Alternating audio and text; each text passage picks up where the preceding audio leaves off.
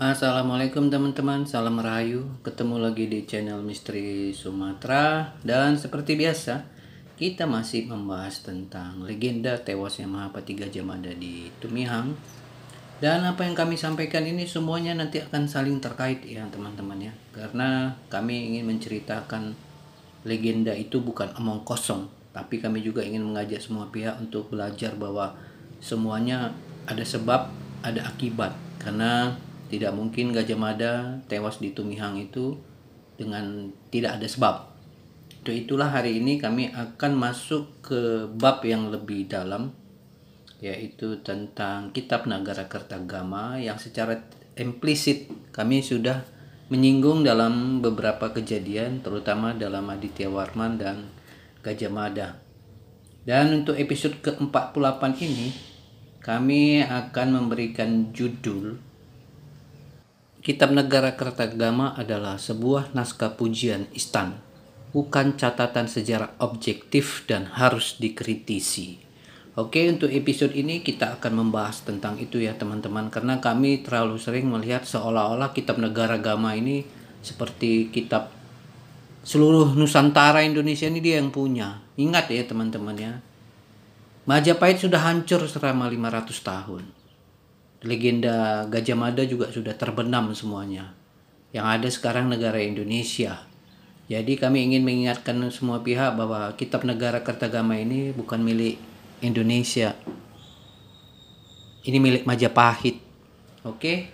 Dan kami akan memberikan beberapa penjelasan supaya di kemudian hari jangan menjadikan ini seperti dewa. Majapahit sudah hancur, terbenam 500 tahun. Semuanya kenangan masa lalu, termasuk Kitab Negara Kertagama. Untuk itulah kami akan memberikan sebuah catatan-catatan penting. Kita mulai ya teman-teman ya. Berikut penjelasan sederhananya. Ditulis oleh Empu Prapanca, seorang pujangga dan biksu Buddha. Tahun penulisan 1365 Masehi, saat masa keemasan Majapahit di bawah Hayam Wuruk. Tujuan utama untuk memuliakan Raja Hayam Wuruk dan memperlihatkan kejayaan Majapahit secara politik, budaya, dan spiritual. Bentuk karya Kakawin, puisi panjang dalam bahasa Jawa kuno dan beraksara Kawi, yang berisi susunan pemerintahan, wilayah kekuasaan, upacara-upacara kerajaan, hingga perjalanan spiritual raja ke tempat-tempat suci. Oke, kita lanjut. Fungsi Nagara Kertagama. Fungsi secara politik menegaskan legitimasi dan hegemoni Majapahit atas seluruh Nusantara.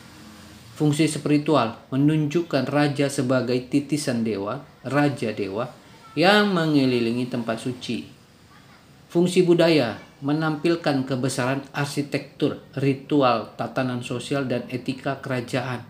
Fungsi diplomasi mengabarkan bahwa kerajaan-kerajaan lain tunduk pada Majapahit, walau ini bisa bersifat simbolik atau klaim sepihak. Tapi penting untuk dicatat, kitab ini sangat memihak, ditulis oleh orang dalam istana. Jadi hanya menampilkan sisi megah, bukan kritik atau konflik. Yang pertama, tidak menyebut perang Bubat, tidak mengulas kejatuhan Gajah Mada, sampai kematiannya pun serba misterius. Tidak menyebut Aditya Warman, walaupun ia keluarga Majapahit. Nah, yang kesimpulannya, Negara Kertagama adalah cermin kerajaan yang mengkilap dan indah, tapi tidak menunjukkan bayangan gelap di belakangnya. Sebagai dokumen budaya, sangat berharga. Sebagai dokumen sejarah, harus dikritisi.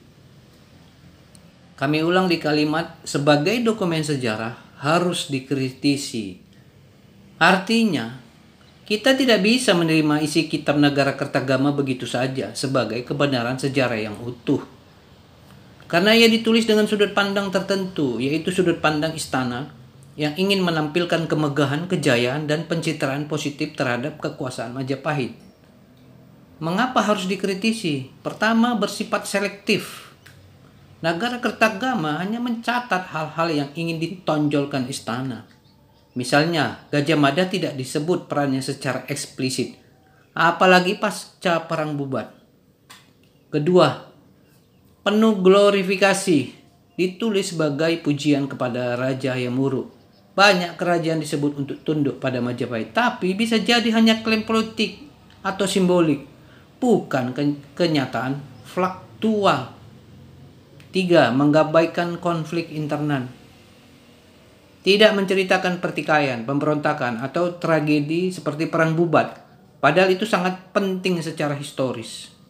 4. Menutupi tokoh penting lainnya, seperti Aditya Warman, yang tidak disebut padahal ia tokoh besar dari darah Majapahit dan keluarga Majapahit sendiri, dan mendirikan kerajaan kuat di Sumatera. Itu pun diabaikan. Jadi, maksud dari harus dikritisi adalah kita harus membaca kitab ini dengan kesadaran kritis, membandingkannya dengan sumber lain, seperti para raton, para sasti, penelitian arkeologi, dan tradisi lisan lokal, agar memperoleh gambaran sejarah yang lebih utuh, jujur. Namun ini sering diabaikan. Inilah kekeliruan besar yang sering terjadi dalam membaca sejarah Nusantara, terlalu terpaku pada satu sumber resmi, lalu mengabaikan sumber-sumber alternatif yang sebenarnya sama pentingnya, kadang bahkan lebih jujur, karena tidak dibatasi oleh keinginan untuk memuliakan kekuasaan. Kenapa ini sering diabaikan? Pertama, kekuatan narasi resmi. Kitab seperti Nagarakertagama sering dianggap kebenaran tunggal, padahal kerajaannya sudah hancur lebur selama 500 tahun. Karena ditulis dalam bahasa sastra, disusun oleh pujangga kerajaan, dan berisi silsilah serta pujian terhadap raja. Ini membuat banyak orang menganggap pasti benar, tanpa membandingkannya secara kritis. Benar untuk kerajaan Majapahit, tidak untuk sejarah di Nusantara di Indonesia sekarang. Kedua, minimnya pendidikan sejarah kritis.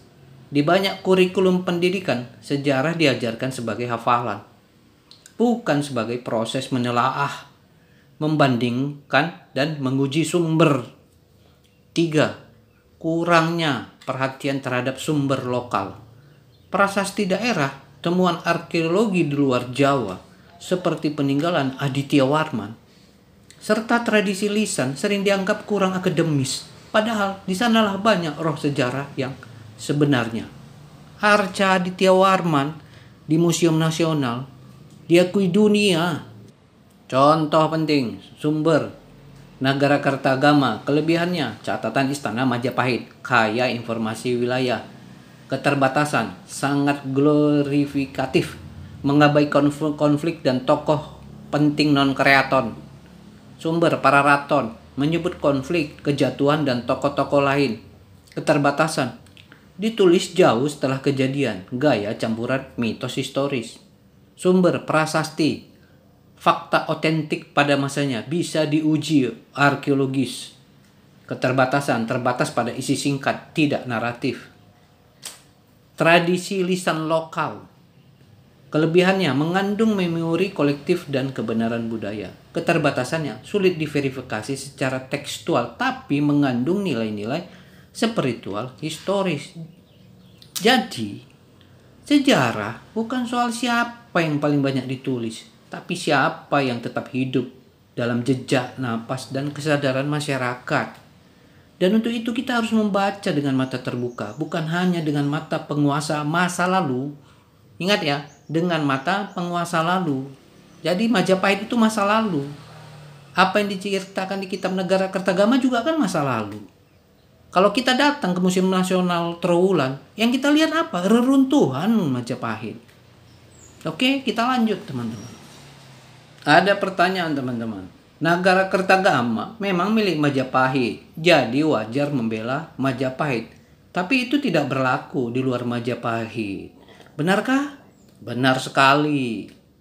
Kitab Nagarakertagama memang lahir sebagai instrumen politik dan sastra pujian kerajaan. Disusun oleh Empu Prapanca pada tahun 1365 atas perintah Raja Hayamuruk. Maka wajar jika kitab ini menulis untuk membela dan mengagungkan Majapahit, bukan untuk menyampaikan sejarah secara objektif dan lintas wilayah. Ini dampaknya. Yang pertama, yang ditulis hanya yang menyenangkan raja. Gajah Mada misalnya nyaris tidak disebut eksplisit perannya. Padahal ia tokoh sentral di masa ekspansi Majapahit. Kenapa? Karena setelah perang bubat, namanya jadi beban politik dan tidak lagi menguntungkan untuk dipuja. Kedua, daerah-daerah lain yang direduksi sebagai tanah jajahan atau sekedar etnis. Yang banyak sering disebutkan Minangkabau disebut tapi bukan sebagai kerajaan Pagaruyung yang independen dan sakti, melainkan hanya wilayah atau suku. Ini bentuk penyeragaman atas nama Imperium Majapahit. 3. Warisan dan tokoh besar luar Jawa ditiadakan. Aditya Warman yang memiliki darah bangsawan Majapahit dan mendirikan kerajaan spiritual Bairawat Tantra Heruka di tanah Sumatera tidak disebut sama sekali. Padahal peninggalan arkeologinya sangat kuat dan nyata. Bukti yang tak terbantahkan adalah patung arca raksasa Aditya Warman Bhairawa Tantra Heruka yang disimpan di Museum Nasional ratusan tahun dari situ, dari zaman Belanda. Itu pun tak masuk. Kesimpulannya, Nagara Kertagama adalah milik Majapahit, bukan milik Nusantara. Maka ia sangat tidak memadai jika dijadikan satu-satunya rujukan sejarah bangsa, apalagi sekarang bangsa Indonesia. Ini bukan bangsa Majapahit, ini bukan milik Majapahit sekarang, kita punya Indonesia. Indonesia bukan Majapahit. Jadi kebenaran sejarah Nusantara harus dirakit dari banyak sumber. Kitab lokal dan anonim seperti Pararaton. Lalu prasasti dan artefak daerah Sumatera, Kalimantan, Sulawesi, Bali. Lalu tradilisan dan spiritual lokal, adat dan budaya, pengetahuan lintas budaya dan warisan leluhur. Aneh memang, dua orang penting Majapahit yaitu Gajah Mada dan Aditya Warman tidak ditulis, padahal jasa mereka besar sekali pada Majapahit. Ya, sungguh ironi besar dalam sejarah Nusantara. Dua tokoh pilar kekuasaan dan ekspansi Majapahit, Gajah Mada dan Aditya Warman, justru tidak diberi tempat terhormat dalam kitab Nagara Kertagama. Meskipun keduanya sangat berjasa, untuk itulah memang harus dikritisi. Nggak bisa jadi pegangan. Kalau untuk Majapahit boleh, tapi di luar Majapahit nggak boleh. Orang tokoh pentingnya aja diabaikan.